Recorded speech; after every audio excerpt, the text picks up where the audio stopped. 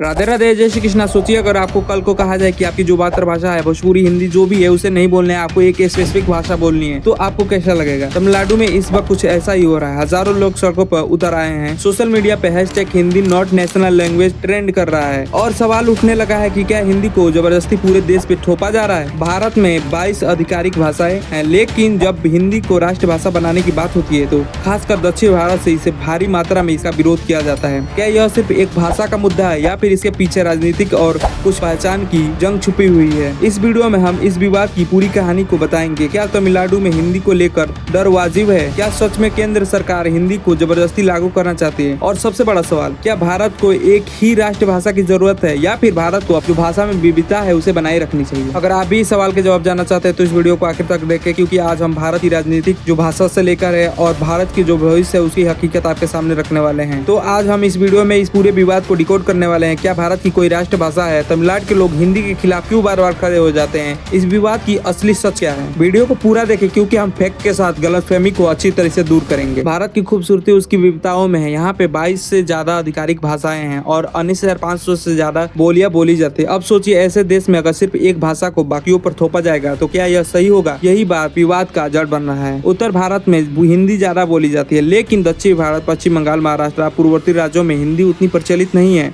वहाँ के लोग अपनी मातृभाषा जैसे तमिलनाडु, तेलुगु, बंगाली, मराठी, कन्नड़ जैसे भाषाओं पर ज्यादा जोर देते हैं। यही कारण है कि जब हिंदी को पूरे देश में लागू करने की बात आती है तो विरोध शुरू हो जाता है। अब संविधान में राष्ट्रीय भाषा को लेकर क्या कहा गया है, आइए देखते हैं। अब यह सबसे बड़ा सवाल, क्या भारत की कोई राष्ट्रीय भाषा है, नेशनल लैंग्वेज? तो इसका जवाब सुन के आप चौंक जाएंगे। जी नहीं, भारत के संविधान में कहीं हिंदी को राष्ट्रभाषा नहीं कहा गया है। तो हिंदी को इसका दर्जा क्यों दिया जाता है? संविधान के अनुच्छेद नंबर 343(1) के अनुसार हिंदी को और अंग्रेजी को एक ऑफिशियल लैंग्वेज बनाया गया है, लेकिन राष्ट्रभाषा की घोषणा कहीं नहीं की गई है। फिर यह गलतफहमी क्यों? क्योंकि हिंदी सबसे ज्यादा बोली जाती है भारत में। यहाँ के 44% भारतीय हिंदी बोलते हैं, तो लोग इसे राष्ट्रीय भाषा मान लेते हैं, लेकिन असल में भारत की कोई नेशनल लैंग्वेज नहीं है। अब आते हैं असली मुद्दे पे। तमिलनाडु में इतना इसका विरोध क्यों हो रहा है? पहला कारण, ऐतिहासिक विरोध। तमिलनाडु में हिंदी को थोपने का विरोध आज से नहीं बल्कि बहुत पुरानी है। 1937 में जब अंग्रेज जाने वाले थे तो तमिलनाडु में हिंदी को अनिवार्य कर दिया गया, तब ही से ही लोग इसका विरोध शुरू कर दिया। 1965 में जब केंद्र सरकार ने हिंदी को देश भर में लागू करने की कोशिश की, तब तमिलनाडु में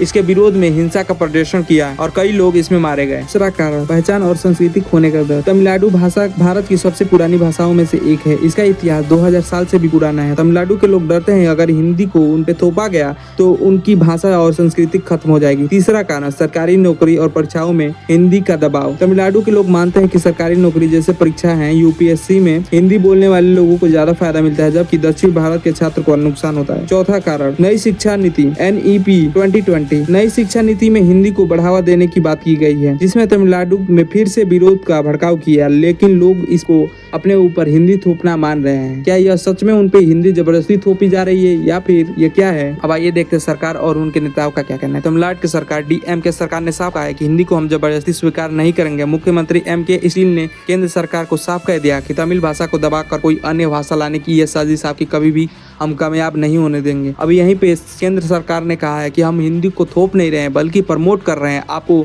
ऐसा क्यों लग रहा है कि हिंदी को आप पे जबरदस्ती थोपा जा रहा है? अन्य राज्य की जो स्टेटमेंट है वो भी देख लेते एक बार। बांग्लादेश, केरला, कर्नाटक, महाराष्ट्र जैसे राज्य जो है हिंदी को अनिवार्य करने के फैसला के विरोध में है। वहीं उत्तर के भारत की कई नेता है और हिंदी को पूरी लागू करने पे पूरे सपोर्ट कर रहे हैं। क्या तमिलनाडु के लोग हिंदी के विरोध हैं या फिर वे सिर्फ अपनी पहचान को बचाना चाहते हैं? ये कहना गलत है कि तमिलनाडु के लोग हिंदी के विरोध में है। वे हिंदी के खिलाफ नहीं बल्कि जबरदस्ती के खिलाफ है। वे सिर्फ अपनी भाषा और संस्कृति बचाना चाहते हैं।